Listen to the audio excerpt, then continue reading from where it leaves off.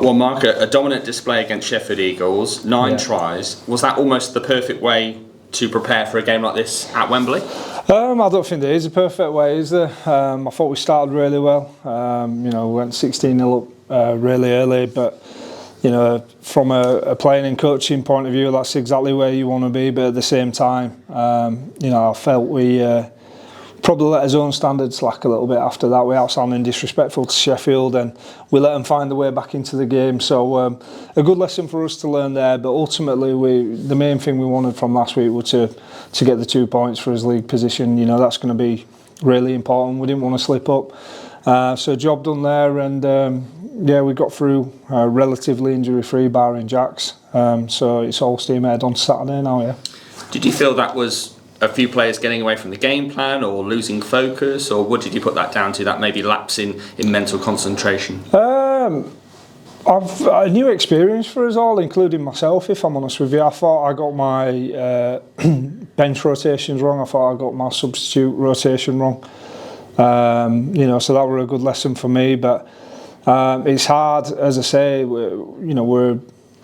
we're now an established group, but we're still a relatively new group, especially when it comes to getting to finals and things like that. And it's a new experience for a lot of players that's not being involved in a cup final. That not to let your standards slip and have one eye on next week, because ultimately that's how you end up getting burned. But it's easy to say, it's another thing to experience it, isn't it? So now that we've gone through that lesson, hopefully everyone's got that in the memory bank, and if we ever find ourselves in this position again, we'll be able to take a lot of valuable learning from it. And I guess, as you said, it's a useful reminder of playing what's in front of you and not getting too ahead of yourself. Yeah, that's it. So listen, Sheffield's obviously had a few injuries. They're going through a bit of a change in their club structure, so they had a bit of a disjointed team. We weren't too bothered about that in a selfish way. We were just more bothered about ourselves and hitting his own standards. And as I say, it's a good lesson learned, but ultimately we still put 40 points on the team, and you can't be too harsh on the lads. I'm proud of how they got a grip of that game again. They showed a lot of character, and ultimately, as I said, job done, 2 points in the bank. Plenty of tests and adversity as well, with Sam Cook going into the sin bin, but that seemed to galvanise your side as well. Yeah, I thought he definitely got the bit between his teeth. I mean, I'll be honest with you, I watched it back and I'm not too sure what they expect Sam to do, because initially the call was it was a shoulder charge. I don't think it was at all. I think it were 2 people bracing for contact, and obviously one slips at the last moment. But the Sheffield player came off the field and said that shouldn't have been a yellow card. And listen, it's an hard job, isn't it, in the middle? And hopefully common sense has prevailed, and it's just an unfortunate accident that happens on the field, and no one got injured, luckily, seriously. And Sam Cook's one of the most nice guys that you'll meet. There's not any bad intentions in him whatsoever. So I thought it was a pretty tough call, that one. And Ben Jones-Bishop, as we talked about at the weekend, with a hat-trick, playing almost like he could kind of throw the shackles off, knowing that he wasn't going to be needed this weekend. He could play almost kind of heads-up rugby and just kind of express himself. Yeah, I think good thing about Bish is he'll finish opportunities if you provide him, and he'll be the first one to say that he can't do his job unless the people inside him are. And I know one of them sat in this room with me now, Jesse D. I thought he had another top game. I think there were a lot of people that were doing the jobs well, and Bish does exactly what it says on the tin. He'll finish tries for you, and do a lot of stuff off the ball that probably goes unnoticed. And it's not a bad position to be in, that we can give Scott an extra week's rest and bring someone like Bish back into the team. So really happy with the form he's in, really happy with his contribution to the team, but also gutted for him that he's cup tied, and unfortunately he can't play this weekend. And just finally, before I move on and look at your team news, I wanted to mention Liam Harris as well. A player that has contributed both with 2 tries at the weekend, but also his kicking game seems to have really come on this season, not only from the kicking tee, but also in terms of out of hand as well.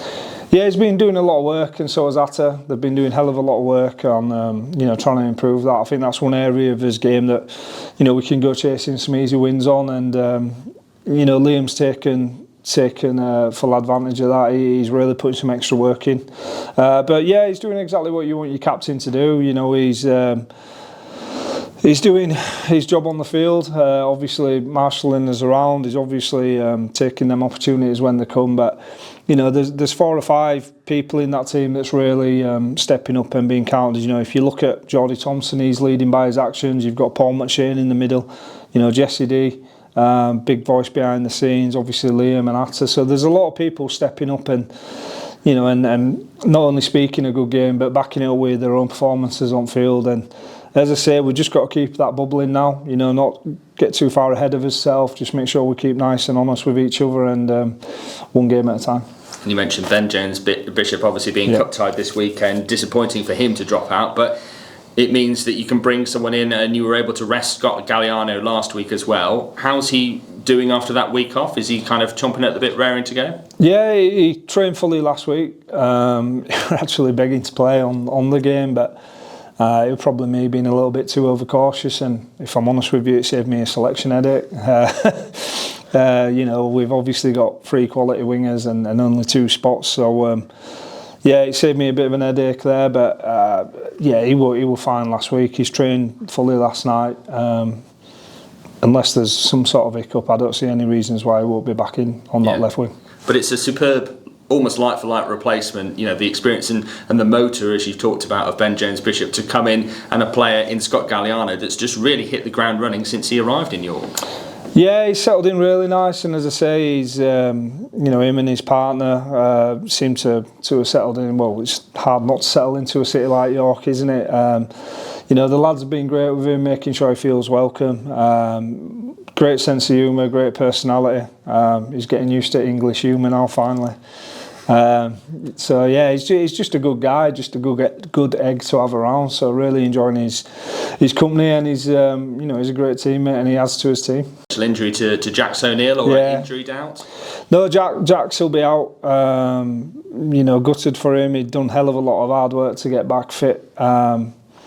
Yeah, it's looking like an ankle injury. I'll be able to give you more information once we've seen the surgeon, but yeah, it's definitely not going to be a quick one. You know, so hopefully next week I'll be able to give you some more information on that. Yeah, how disappointing is that for him after he's sort of fought his way into the 17 over the last kind of 2 or 3 games as well, and looking to establish himself? Yeah, really gutted for him. He earned his shirt last week, if I'm honest with you, because he trained really well, you know, put himself around, and you know, made it impossible for me not to give him an opportunity. So yeah, absolutely gutted for him, but you know, unfortunately we play a pretty tough game, so it's important we get round him now, make sure he feels supported, and you know, nurse him through this latest setback. But I've got no doubts he'll be back, you know, stronger than ever. Yeah, I know Jack Teamby's been out on loan as well with Keithley for the last couple of weeks. I believe he's now rejoined the squad ahead of the cup final this weekend. How has he enjoyed that, and how has he benefited from that experience on loan? Yeah, he obviously got a couple of tries on the weekend when they played Newcastle. So Jack needs to play, and you know, at this moment in time we've got quite a lot of depth in that middle. So you know, with us not having a reserve team, I think it's really important that we give players game time where we can, and Jack was one of them. So he's got 2 games under his belt. You know, he's back in the mix for that. Obviously, he's one of his longest serving players. So I'm sure he'll take great pride in you know, in Saturday going down to Wembley with the team. And you've had a fairly settled side over the last few weeks. Just one change, obviously, last week, the bye week before that, and then 2 changes the week before. How much do you think a settled matchday squad has really, I guess, contributed to the success that you've been having, this 5-game unbeaten run since the last time you obviously faced that defeat to Featherstone? I think, yeah, any team, the more settled you are, the more connections you build, you know, and the more happy people feel with the team around them, because they're getting reps on the field together, aren't they? So it always helps to remember at the start of the year, you know, when obviously we went 3 losses, and there was no panic from us. We just knew that we weren't putting any settled teams out, and we were missing key personnel. And as soon as you get that personnel back and you can start building them relationships on the field, you know exactly what's going to come. So always helps to have a settled team. You know, I think if you look at his opposition, Featherstone, it's definitely helped them. Now they've got Ben Reynolds back, Rocky Hampshire's back fit. You know, Brad Day's back. They can start building them relationships again. So I remember last time we played them, I said I thought the league position were a bit of a false narrative on them because they had key injuries themselves to key personnel. So, it'll be a good game. Both teams are in good form. Really looking forward to it, if I'm honest with you, and may the best team win on Saturday. Finally, on your team news, having said that about having a consistent and a settled team, Joe Law maybe has been unlucky not to make the 17 for the last kind of few weeks. He obviously picked up that injury and that knock earlier in the season, and has maybe struggled to get his place back off Olliefield, who's been playing so well in the centres. Yeah, that's it. Listen, Joe Law's got a great future in the game. And there's a lot of quality players that aren't playing at this moment in time, and that's due to the people in front of them playing well themselves. And as you've just alluded to there, if you're winning, it's hard to drop people. So there's a lot of people waiting patiently in the wings. They're doing a lot of hard work in training, to make sure that they're getting in mine and the other coaches' eyesights. And as I say, it's just a case of hiding your disappointment and making sure you're doing everything you can so that the team can succeed.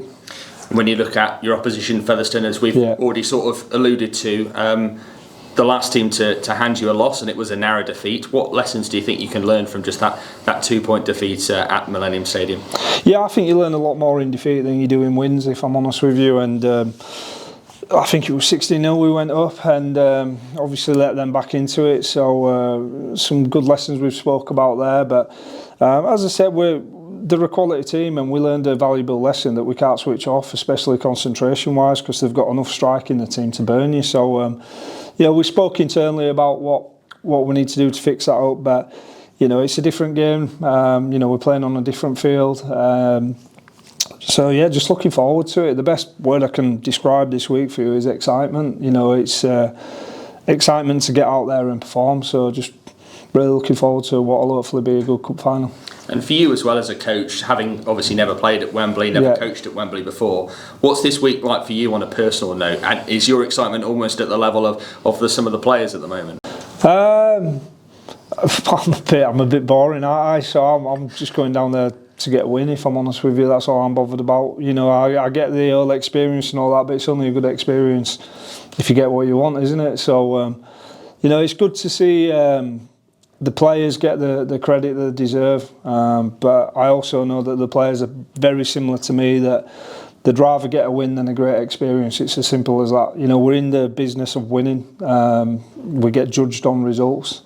So you could tell me you could have the worst experience at Wembley but still get a win, or have the best experience at Wembley and get a tough loss. You're going to pick that win every time, aren't you? So, we're enjoying the occasion, shall we say, but we're also not losing sight of why we're going down there.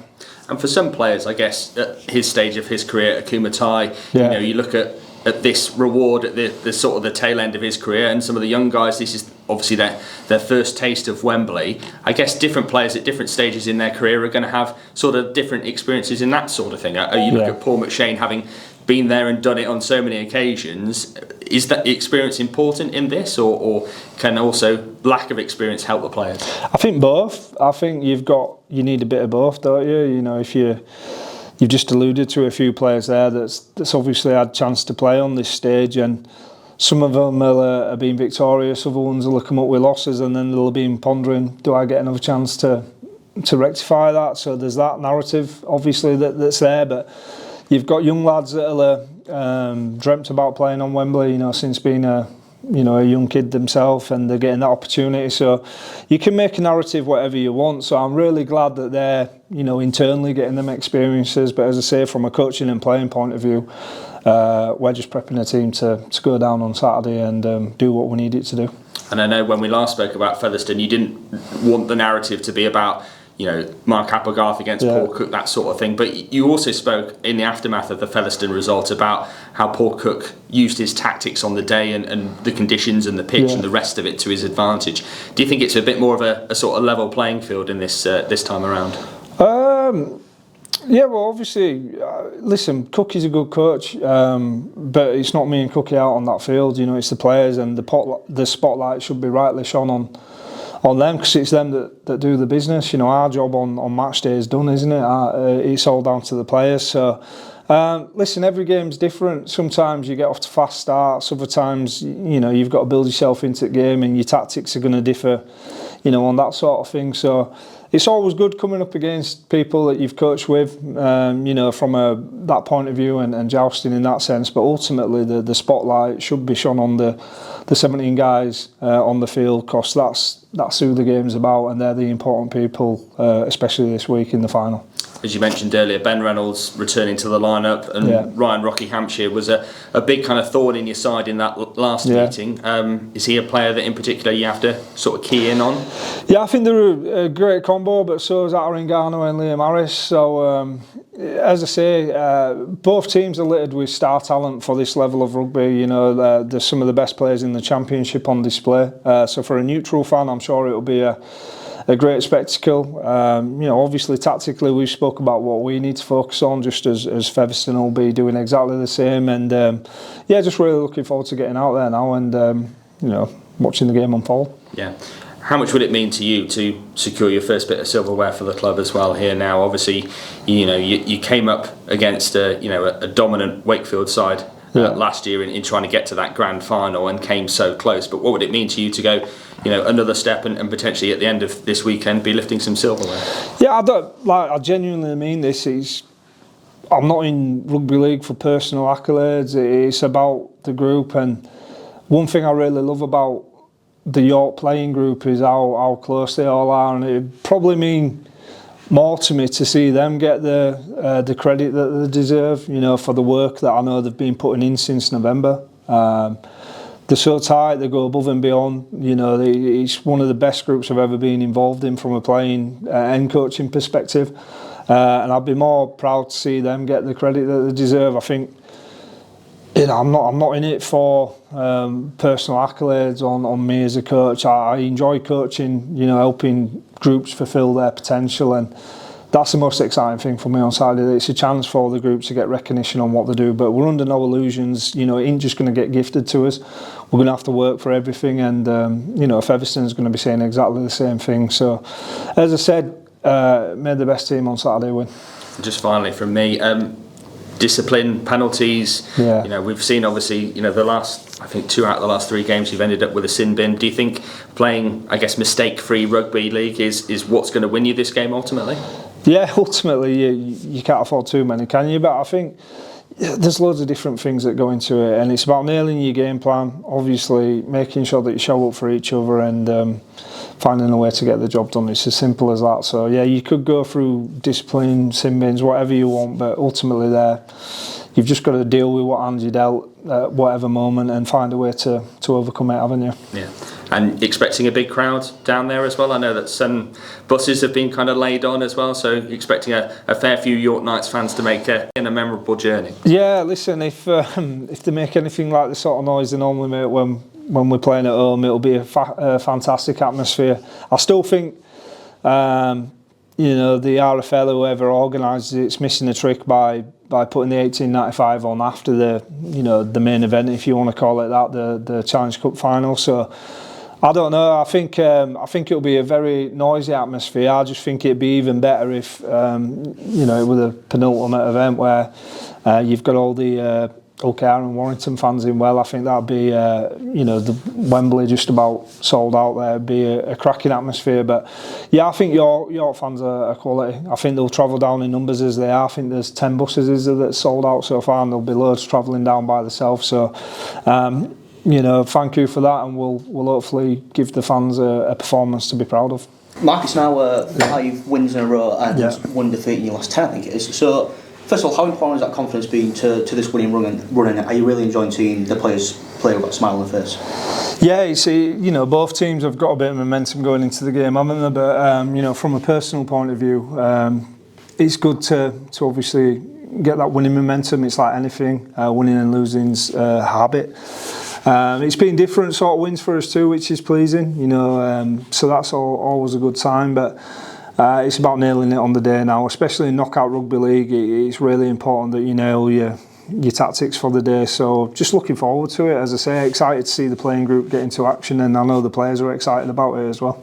Have you had any sort of task this week as the head coach to just keep your players focused and make sure that no one gets sort of too excited with with playing the occasion rather than the actual match? Yeah, I think that's a key message. I think that's every week too. You know, sometimes you can get a few wins and get too far ahead of yourself, and you end up getting walloped, don't you? And that probably was the case last time we played Featherstone. You know, we went 16-0 up. I don't know if you know, a few of us thought game done, and you know, you play a team with the quality they've got, and you soon find out that you're getting brought back down to earth, don't you? So it's a case, as I say, staying in the moment, staying grounded, and making sure you understand what's getting you them results in the first place. With Featherstone, the opponent, then, I suppose after the collapse of the last match when you played them, is there almost a few of the players maybe wanting a bit of revenge for how that sort of game ended there? I think it'll definitely be in the back of the mind. Like anything, if you have a tough loss, it stays in there. But as I said, Saturday's a new occasion on a neutral ground. Fair play to Featherstone in that last game. Obviously put one on us, but it's a new one. You can't afford too many hang-ups in that sense. So we'll be going in with a fresh outlook, just focusing on what unfolds in front of us on the day. What does the day look like for you when, you know, sort of the entire week? Do you get the opportunity to watch the matches before your team?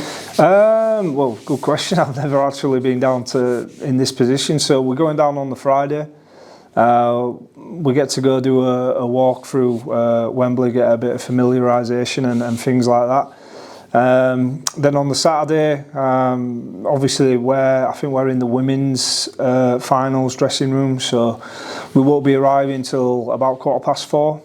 So we'll watch the first half, you know, on TV, on your phones, wherever. I'm sure most players will anyhow, and then we'll be focusing on our game. You know, from a coaching point of view, I doubt I'll be more bothered about my own team in there, but I'll be keeping an eye out. Obviously, I've got friends in both teams, in Warrington and KR, so it should be a good game, that one. You know, hopefully really good pals with Willie Peters, so I'd like to see him get his first piece of silverware for the club. So you know, I'll be keeping an eye out on that result, so it should be a cracking game, yeah.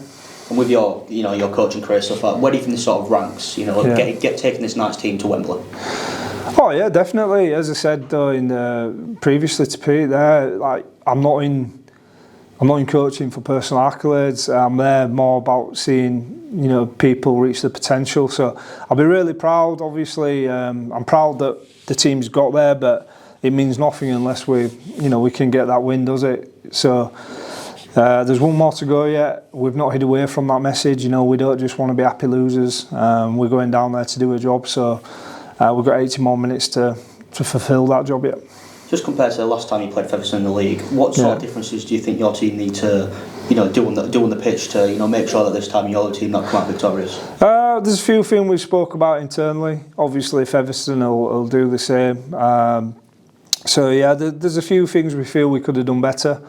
You know, and hopefully we'll put them into practice on Saturday.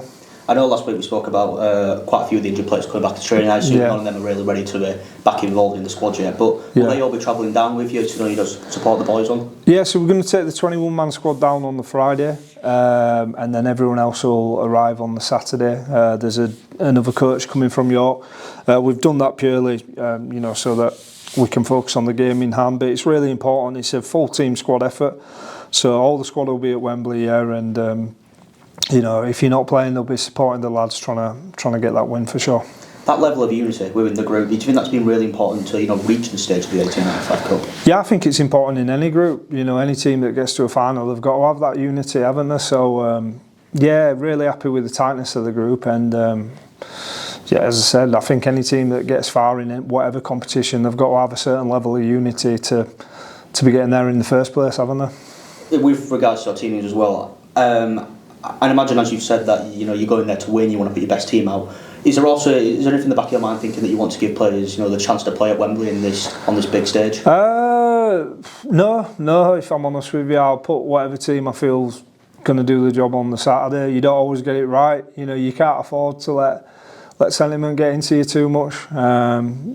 Obviously, there's different stories, you know, after chatting to your playing group about their own experience and that. You'd love to give every single person an opportunity, but, you know, I get paid to make tough decisions. I get paid to get results. So ultimately, that's all I focus on.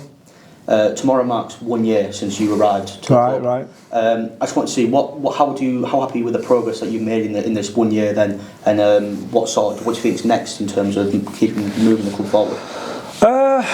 Yeah, we're definitely making progress in terms of we're starting to become that team we all want to be, but ultimately you get judged on your success, don't you? So we won't be getting carried away with ourselves. I think we've got a real strong foundation to create a good culture, but there's no point having a really good culture if you can't perform on the field. So we're just taking it game by game, and Saturday's a great opportunity to get some silverware.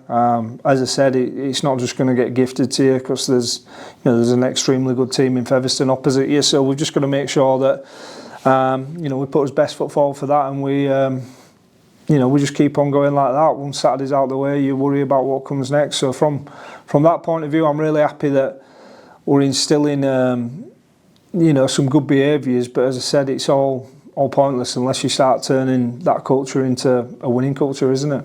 So it's been 1 year of matches. Have you had a sort of standout moment, if you can sort of think back to it? No, there's loads, isn't there? Depends what emotions you're going through at the time. There's obviously been some good wins and also some pretty stingy losses. So that's the roller coaster of coaching. Some weeks you're on cloud nine, and other ones you just want the ground to swallow you up all. So it's just important about staying level-headed through it all. And I know it sounds really boring, but that's the key to it all. It's just staying objective, enjoying the highs when they're there, understanding that they're not always going to be there, and then when you do go through them, there's understanding that they're not going to last forever either. So that's what I love about coaching, watching the playing group go through them emotions, watching the players develop as people, going through them and getting that experience, and watching them mature. So just really enjoying the whole experience and not really trying to bottle too much of it, and just living in the moment and enjoying week by week. And last one from me, when you came to the club, there was talks about the Super League ambitions of United, and Clint was saying that you were a big part of moving towards those long-term plans. How happy are you is this where you thought you'd be at this point in time in terms of reaching those long-term plans and eventually reaching the Super League? Yeah, my job's really simple, isn't it? I just focus on coaching the first team, but from a club perspective, Clint's obviously doing a fantastic job as chairman. You've got Neil Gulliver as general manager that's doing hell of a lot behind the scenes. Endo's setting up the Junior Squires programme. The foundations of what will hopefully be a thriving youth system. You've got Lindsay doing a cracking job with the women. I think is it the last 3 grand finals that your ladies have won. They're setting the standard there. We've got the PDRL and all the inclusion stuff. So everything's there for the club to go up to that next level. And I think, as I said all along, you look at York as a city, it's like, who wouldn't want to come for a weekend in York? Especially in the summertime, it's fantastic, isn't it? It's got something for everyone. So I think all the makings for Super League are there. But my job's relatively simple in that sense, that I just focus on coaching first team, and Clint's doing a cracking job with the rest.